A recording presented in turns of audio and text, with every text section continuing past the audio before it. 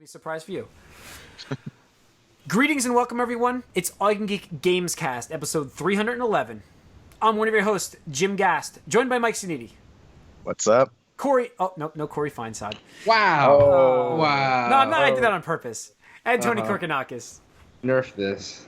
Did I steal you? No, I did it on purpose. I just wanted to say Corey's anniversary. So happy anniversry, Corey and Sonia. Yeah, he's not on because he wants an another anniversary next year. Yeah. Yeah. So, yeah. Well, welcome, listeners, though, to episode 311. Getting up there. We're going to, I don't know, we're going to figure out what we're doing for 314. We got to do something crazy. Mm-hmm. But 311. So, yeah, we have some weird news to talk about here. It's a dry season for news. I'm going to start this off differently. We're going to start this episode off talking about what we've been up to. So, Okay. Yeah, because Corey's not on, and I love to switch up the format when he's not on. Because he's always about that, like, you got to follow the pattern. I'm going to switch it up. So when he's mixing it up. Yeah, so when he's listening to this, he's going to be like, no! All right, so what have we been up to, guys? Mike, kick us off. So I've been playing a lot of Deus Ex. Yes. I'm getting more into it. And how many hours? I have. Estimate. I don't know. So far, about 10 to 15 hours into it. Okay. And you're just getting into it? Well, no, I'm into it enough where like I don't know. I had a dream about it. Yeah. You know, you're into a game a bit when you start like dreaming about it. Yeah. Well, I did that for Overwatch for a while. So. Yeah. I used to hear it's high noon in my head when I'm walking around in my work. But go on.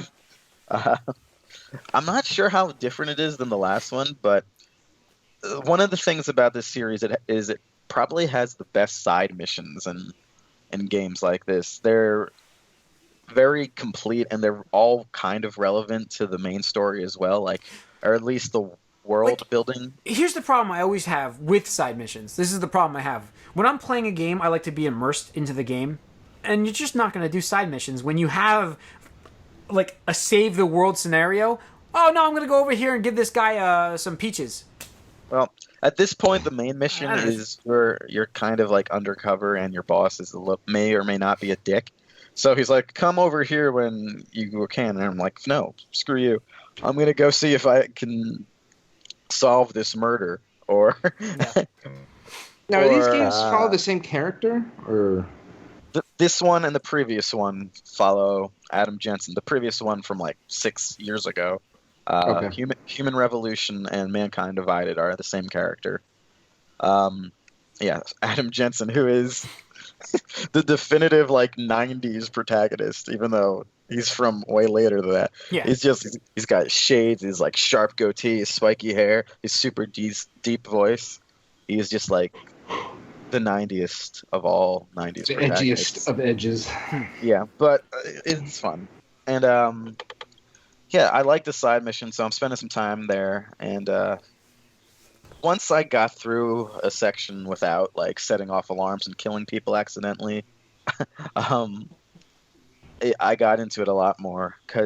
And it does matter what you do. At least it makes you feel like it does, at least for a second. Illusion of choice, once more. Because you constantly can pick up newspapers, and I failed at getting some evidence in one mission. I had to get evidence from a crime scene. So there's cops everywhere, and I was going all right, and then I just gave up and just shot the shit out of the cops. I'm like, whatever. I'm impatient. No, they're shooting at me, but like they like saw me, and I'm like, oh, I'm not gonna just reload. I'll just do this. And so later on, I see the newspaper is just like a suspected augmented terrorist shot a bunch of cops at this crime scene. It's like, what the hell is this? I'm like, oh, that's pretty cool. And yeah, there's some dialogue cues too that mention it as well. And I also got yelled at for missing one optional objective in like the first mission later too. Mm-hmm. So it does seem like there's a fair amount of choice illusions in this game. So it feels like a bigger world, and I'm definitely enjoying it. Other than that, I got the new 2K game. Yay. And, That's the best reaction. How different is it from the last 2K game? it's pretty different. Scoring. See, like is easy. you're gonna have to really sell us on that to make that. Yeah. I mean, you realize you guys don't need this game. No, but I mean, just what's different? I mean, let's get it out. They've redid a few of the characters' like faces. There's new animations. Well, Obviously, teams are updated. Shooting is a little easier. There's a different meter that shows you your timing. There's new color commentators. but like it's a patch. There's a different like sort of story mode or whatever that people play. I don't play that. Don't you think it would be better if you spent $30 a year on a patch? Yeah, if they did that, I would do that, but they don't. So I'm just saying, like it's everything. You're So like, I'll continue giving them the $60. I don't know. I've always felt like these games don't drop the years, release a patch, and then like in like 4 or 5 years, you like do like a console. You like release a new game, like you release a revamped game. but or again, 3 you years guys, ago. Let's give you're 3. missing. Again, most games you buy, you play for like a month or two anyway. Yeah. Like you could play these for a full year, and then that's it. Of course, they're worthless after that year's up. Yeah. Like trade and value wise, I mean too. Yeah. Yeah. But I know. it's not really that different from any other game, and I got just as many hours each time from those. I know you played enough. It warrants your purchase without a doubt. I don't know, like Madden. If I was going to play Madden, Corey and I, first of all, would play the manager mode, and we'd get like last year's version for like $12.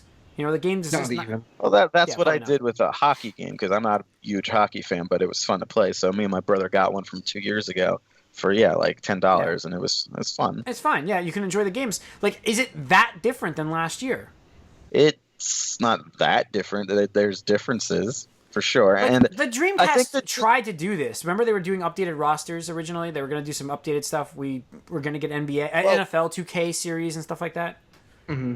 throughout the course of the actual season, they do give you updates too. They update the rosters based on real life trades or even injuries, and if certain players are doing better or worse than they thought. That constantly happens throughout the year. But like the season in real life, like they just reset everything once the year's over. Yeah. So yeah.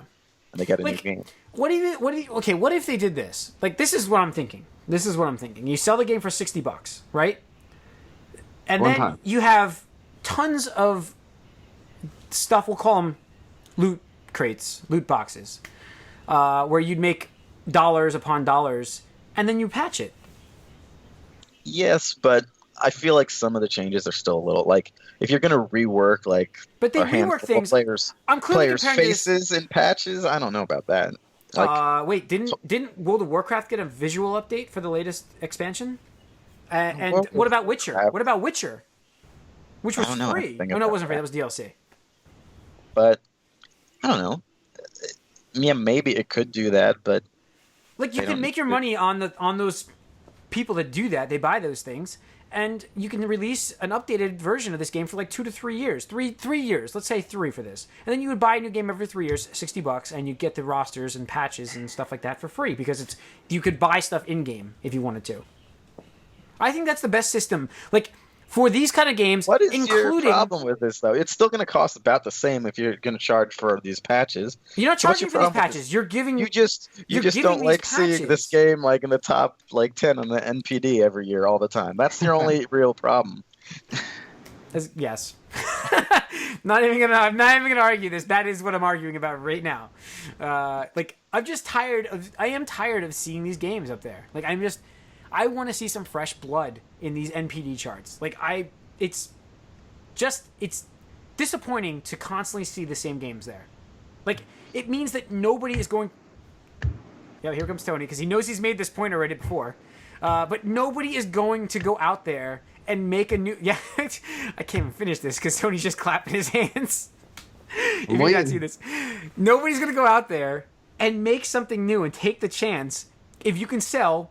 And be in the top 5 of monthly sales in NPD with Grand Theft Auto 5. Why would you make anything else if you're another company? Like, why? Right. And that's what these publishers are doing. They're just making the games that are guaranteed to sell millions of units because it's the only way to recoup their money and make profit. Yes. It's just That's really the problem I have with this whole what we're talking about. Like talking about these patches and stuff. You would still enjoy the game. I would enjoy the fact that we might get some new IPs out there. Yep. It doesn't take away from you at all. It just helps the other part of the industry that needs help. How does it help them? It gives publishers like other options at making games. Yes, they'll still make their NBA 2K patches, but they can work on other things. They can have a smaller group working on these patches for this game. Visual updates, shooting systems, Well, roster part of updates. what you're saying here is that the amount of work you put in is the same anyway. So why would you need more people for a new game if you say, you just patch it anyway? No, I'm talking about new IPs. I'm not talking about IPs. I don't think the fact that there's some annual releases, IPs. No, well, not lately. There hasn't been too many that I've cared about. Like a studio is like, here's the thing. A studio has like nice bragging rights. A publisher has nice bragging rights by having their game in the top 10. No matter what happens, no matter what we think of these NPD numbers, which we hate. Like we talk about it, there's nothing to talk about anymore. They're boring. However, they can say our game was #1 selling for the month of August because it was so good. Go out and buy it. They're not going to make a game that doesn't appear in the charts. They're not. What's new? So What's no new? No game has come out that hasn't been a top 10 in NPD. I'm just in saying, the last you're not 5 gonna years. You're not going to get the. Yeah, we don't. I'm just saying, it's almost like the movie industry, where the original stuff is just going by the wayside because they can make rewrites, like redos on all their older stuff. We can have the. And what do you call those things? The HD versions. We're getting the HD remixes, remasters. and we're getting Yeah. Magnificent Seven reboots in the theaters. It's the same thing on both industries. Like it sucks. That covers it up. The whole thing. It yeah. sucks. It's always been like but that. it's because of these charts too. Because they're billions of people. Billions. I could say a billion for Grand Theft Auto 5. It's probably about right. It's Yeah. ridiculous. It's ridiculous how much they sell. Constantly. Like NBA will be on that chart for the next year. It's always going to be on the chart. Well, another problem is EA with their live series, their only competition, completely dropped the ball and failed to make games for a few years here, so they're not competition anymore. I think the sports games were a bit better, and there were bigger changes year to year again when there was a direct competition. Now we have the MLB license. There's a monopoly on the Sony side somehow. There's just Madden for NHL, NFL, I mean. And then there's just this for 2K now, just the NBA for 2K because NBA Live stopped. So competition in the same space is always good. I don't know if you're ever going to get rid of yearly releases. No. And I don't know if you should. I don't think it's good for the industry if something like that went away. I'm not. Yeah, I think it is not good for the industry. I'll go out and say that. I'm not even talking about getting rid of the games. I'm just. No, sure. Yeah, I mean, you need a balance of annualized, annual serialized. But I'm talking about doing. But they'll be making their money. They'll be making their money, which apparently you can do pretty well making your money on in-game purchases. They're in everything anyways. Jim, I'm agreeing with you on that Yeah. part. Absolutely. And I think EA would make tons more money if they were to release one game and just support it for multiple years and, offer DLC and, get, free to play gimmicks like loot crates and stuff like you were talking about. And then just make money off their whales, so to speak, imagine telling here's the, classics team or something like that. Or here's a Jordan event or something like that. And have all-star packs and stuff like that, but they're too scared. They're way too scared to mess with their sacred cow. It's the gold, whatever you want to call it, the sacred cow, the golden goose, whatever. And because 1 in 3 here is guaranteed to purchase. Yeah, exactly. So we're not going to see. No, it's not. I'm not taking a shot at you or anything, Mike. I'm just saying also, that 1 in 3. What is their motivation to do that? They have no reason to do that. None. Right, because it's not good for them. It's not, and it'd be too good for the consumer. How is that good for the consumer? Because you want to spend $60 a year, and they're going to give you the DLC for free. No, that's what Overwatch is doing. They would. However, there'll be people out there that spend one character in 3 months. Yeah, 3 months. That's like one team or something like that. I mean, you got to deal with balancing issues in that game. Like, absolutely. Like, I'm not expecting a character every month, but we are getting steady content each month. Like, we're getting something each month. We're getting number tweaks each month. No, we got a new level. I mean, and skins. 3 months. 3 months is like the lifespan of an average game. Like, I'm pretty much done with this game We're now. not talking about Nothing happened.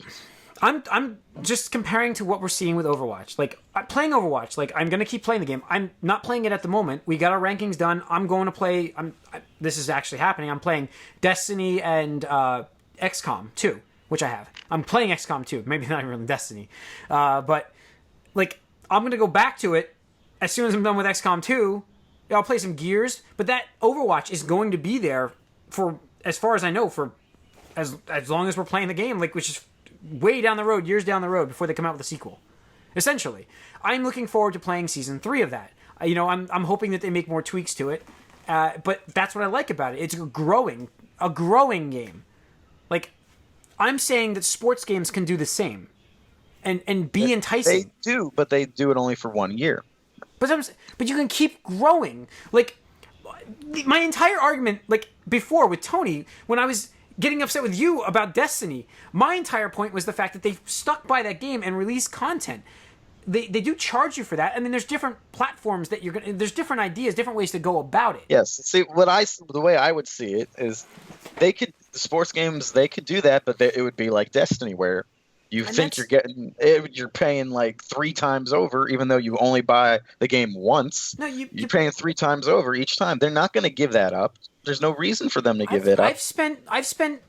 $120 in 3 years of that, 4 years of that game. 3 years of that game. 4 years of the game? I don't know. 3 or 4 years of that game I spent $120. Did I? Yeah, 120. Okay. So you have paid for it twice. Yes, but in 3 or 4 years. Like, that's what I'm trying to say about NBA. You could do the same. They would still make a shit ton of money. Tell me that Bungie's not making a shit ton of money.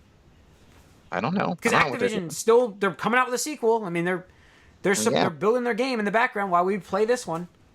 But it would be a different thing if you're like, oh, I just want to play the same game some more by the end of that year. It's not that. It's different. But by the time that year is over, you've already put in more hours in that game, if you're a fan of the game, than you do for a typical game. No. What do you mean, no? You're going to sit there, and you're going to tell me you outplayed Corey in Destiny? I don't know about that one. No, but I put in, I think, I read, because it keeps track of these stats, in the previous game, I finished it up, the finals, literally just before I bought this new one. I'm like, so I could be done with that game, uninstall it, and, get the new one. And it says, oh, you've played 110 games. And I play full 48-minute games with clock stoppages. So I've played, and that's not counting, tweaking rosters or anything else. So yeah, over the course of a year, I've played for a full year pretty actively with over 120 hours of gameplay into one game. So your money's worth. I'm just saying that it's 2 hours a week. Corey's got you destroyed, but well, and he's paying. I mean, play it on and off in the background. That's what you do with sports games. But he hasn't bought a new Destiny every year. He spends $30 a year on a DLC patch. He spends $30 a year. I do too, and I hardly play it, but I'm still getting my. You bought the game twice, the same game too.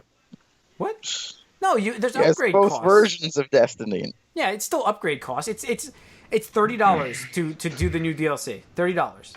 It's $30 last time to do the DLC. How old? Destiny's only 2 years old, first of all.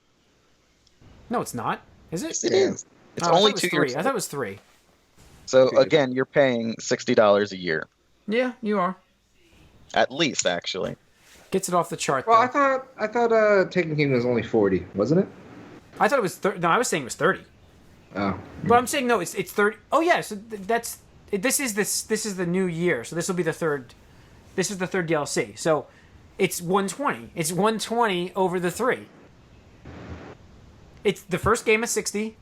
Taken King I thought it was 30, maybe it was 40. This was 30. And this is the third year this is the third anniversary of the game. Isn't there more expansions than that? Wasn't there Those a were smaller free. expansion? Those were free. Free with what? Oh, Not with vanilla. No, the Taken King came with all that.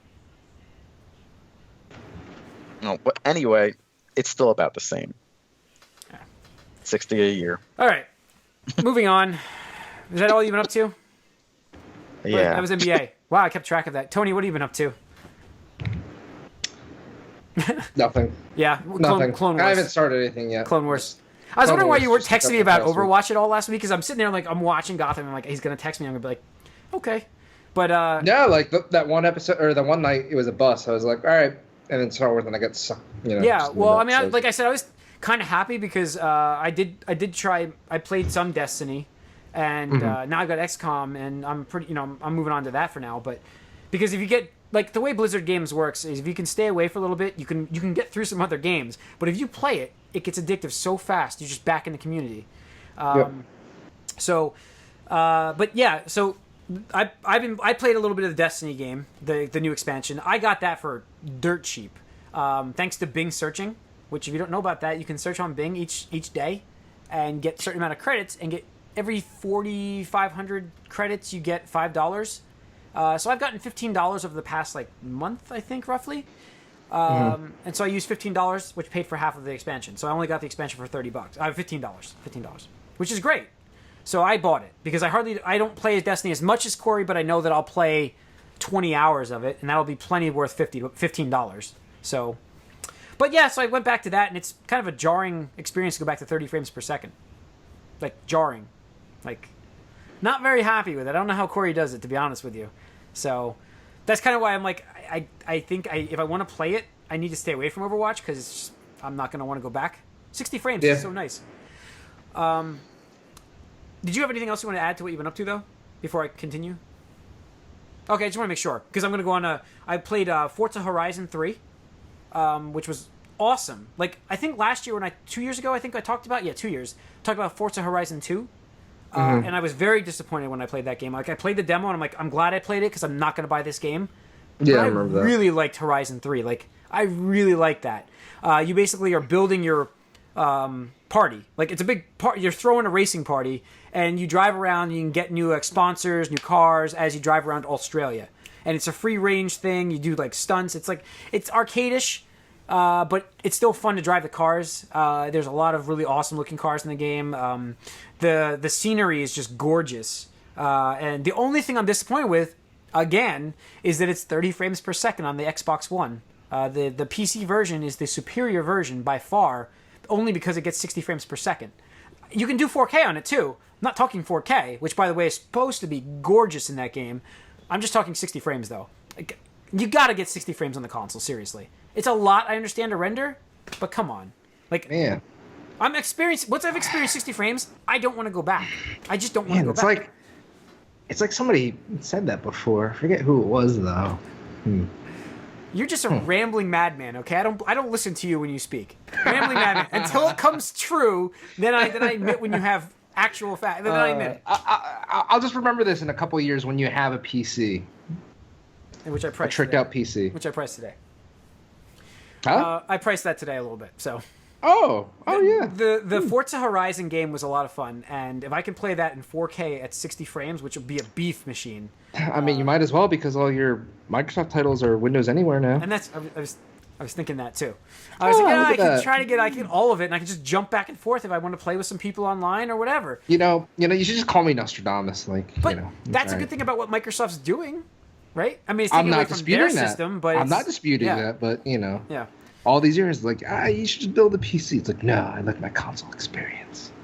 I do, and I like my big TV and my controller. You can still do that. I have to present to students about how computers, which we're on right now, are built for tools for work, not for play. Honestly, that's I have a presentation on Wednesday for this. So, that's cool. But yeah, that's why I look at them like that's partly why I look at them like that. So we've talked about that though. So, other than that, I played. I've got XCOM, but I haven't gotten to play it yet. So I will have some, opinions on that next week. Look for that. Let's get into gaming news. Wait, Philadelphia 76ers on our gaming news? Yep. Yes, they are. What happened here? What's this? This is the NBA episode. You didn't know? Oh no, I didn't. So they bought an esports team. I guess they want to see what it's like to own something that wins, maybe? Yep. So the Philadelphia 76ers invested in esports. They purchased controlling stakes in Team Dignitas and Apex, merging them into a single esports team managed and maintained by the professional sports organization. Wow. So, wow. yeah. It is interesting because they are literally the worst team in the NBA right now. Yep. The worst ones. So... Hey, we can't get people to watch our team. Maybe we can get them watch gaming. Yeah, I guess so. They do like cross promotions. They'll do the Major League Gaming at the event to bring people into their stadium to watch basketball. Well, it's just interesting because, in the past few years, you've had a lot of hubbub over people in professional esports. Like, I remember they were streaming, I think it was like broadcasting either League of Legends or something like that on ESPN. Like all these people, traditional sports people, like, this isn't sports, blah, blah, blah, this, that, and the other thing. And, like, I even remember having, like, this asinine conversation with some friend of a friend at a bar that professional gamers aren't real sports athletes. I'm like, but a golfer is? Or, whatever. It's like, the definition of being an athlete is really vague. Mm. But I think this is going to do a lot to validate esports overall. And, I mean, I think we're just going to see this going forward. More and more. Yeah. I mean, it could be good news, like you said. So, let's see. Oh yeah, Palmer Luckey, the Oculus Rift guy, one of the founders. So he undermines his own company. How does this work? Yep. So basically, I don't know how it got out, but basically it was just shown or said or stated or leaked on the internet that he had funded this white supremacist group called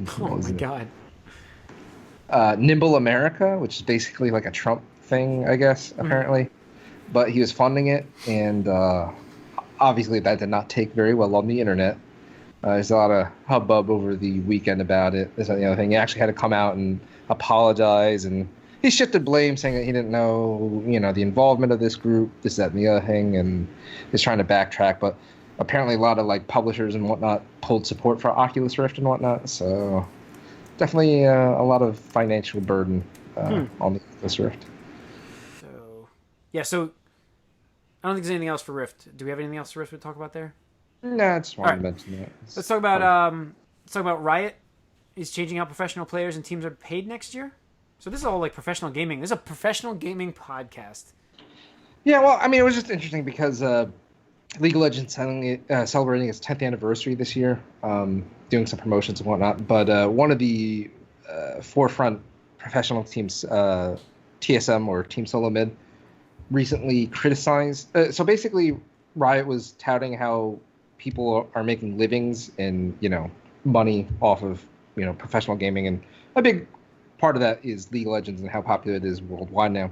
But one of the managers for TSM just came out and criticized that it's not as profitable as it could be. Like they kind of like fell behind the curve in terms of like player payout and sponsorship. So people that are in like the League of Legends esports community, they can't do like a lot of promotions like they couldn't do with like Logitech or Asus or stuff like that, and it kind of hurts how much money they can make because they can't do sponsorships and stuff like that. And even things like team skins or team ward, icons, stuff like that, they're not making as much money as other games were supporting. Yeah. Because then one of the Riot presidents... That's really weird they can't do that. But go on. Yeah, so one of the Riot presidents founders, like, blasted back at them saying, oh, well, you guys are diversifying too much, this and the other thing. You're dabbling into all these, like, second string, third string professional games, stuff like that. And they're you mean like what athletes do? Right. So, and then that's what they said. They're like, well, we have to do these teams, like we have to invest in these other games because they make us more money than League of Legends does, which is crazy because like if you're one of the top 16 teams in League of Legends, which is the most popular game in the world, and you can't make as much money as like some like World of Tanks or some bullshit like that, it's like you're doing something wrong. So it got a lot of hubbub on the internet, other teams chiming in, this and the other thing. So finally this past week they agreed that they weren't doing things in their best interest to not only support their players but esports overall, because it's one of those like with the tide all ships rise kind of thing. So they are going to change things this year with some of the things, but next year is going to be a complete overhaul. So hopefully that brings a lot of fortune to people. All right. Lastly, we've got Jack Tretton. Remember him? Oh man, who could forget? Yeah. Good old Jackie Jack. Blaming the Vita failure on lack of interest in handhelds. Yep. So it's my fault. It's apparently it's mobile phones' fault. It's the mobile market because everybody's going mobile. The 3DS hasn't sold very well at all. I mean, you can't find them anywhere. People don't have them. It's Nope. I mean, I was saying arrogant Sony before because I forgot he left the company. Now he's gone. But like, how do you even like he might actually believe that in his head, that it was a failure due to lack of handheld interest, not lack of support from Sony themselves. Yeah. I mean, I could agree. There's a little bit of it, though, for something that expensive, I think. It wasn't that. I guess it was a little, yeah. I can agree to a certain extent with his statement because definitely, as we've seen, and I don't think anybody would really dispute it, that access to your phone, which can play games, did reduce a lot of the casual audience that bought like the DS and PSP and droves. It's lower numbers, 3DS. Right, it's lower, but that's not to say that it couldn't be successful, because obviously 3DS was still very successful, even considering that, and the terrible start it had. I mean, Nintendo dropped its price by a third in like 3 months or some shit like that. Yeah. So I mean, it was definitely possible to sell the systems, but they just didn't support it past that first year. Yeah, that was the thing. I even wrote an article about it. I said, can Sony secure a future for the Vita? And I got blasted for that. People were like, oh, yeah, it's secure. I'm like, all right, well, look who's laughing now, assholes. Sorry anybody who has a Vita, but... I have a Vita. I like it. I understand it was a flop. I like it. The other thing is Sony doesn't have the stable of first-party titles to release on that. They did it wrong Nintendo to begin does. with. They released their console games on the system, and you can't do that. You got to make games that are shorter term than a console game. And they didn't realize they just look like the shitty version. Yeah, right. You can't take an experience like Uncharted, which is heavy on the visual, like graphic fidelity, and then put it on a portable and expect people to buy it in droves. Like, it's not the same thing. Nobody. Yeah. If you're playing a handheld, you really probably don't emphasize the graphics too much because you can just play your home system then. Yeah. But meanwhile, Nintendo's got Pokemon. It's got it has the franchises. Legend of Zelda. Sure. It has all that stuff, and what does Sony have that would come out well on a handheld? Why couldn't they release a handheld Gran Turismo? Why couldn't they release a? They probably did release Jak and Daxter, right? I don't know if they did. They released none of their platform. They didn't support the console. Like, they just all we got was a bunch of JRPGs, which some of them are really good, but that's third-party support. Yeah, and we got a lot of third-party support. We didn't get a good enough. We didn't get a good enough experience from Sony themselves. Well, like I said, they don't have anything. I mean, they released Uncharted Golden Abyss, which apparently was pretty good, but like every other game was just a report of their old games on the consoles. So, I don't know. Anyways, I think that's going to wrap up 311. Anything else to add, guys? We're good? Yeah. All right. We're good. Any questions or comments, you can write us podcast at allyoucangeek.net. Follow us on Twitter at allyoucangeek. Like us on Facebook. Subscribe to our YouTube channel if you're not watching us. Hi. We're here. So tune in next week. We'll hopefully have Corey back. Yeah, hopefully have Corey back. And it's the one before Comic-Con. So tune in next week. We'll be excited for Comic-Con, I can tell you that. And we'll have, movie side, we'll have some Luke Cage stuff, possibly. But we'll see. Sweet Christmas. Yes. So tune in next week, listeners. Thanks.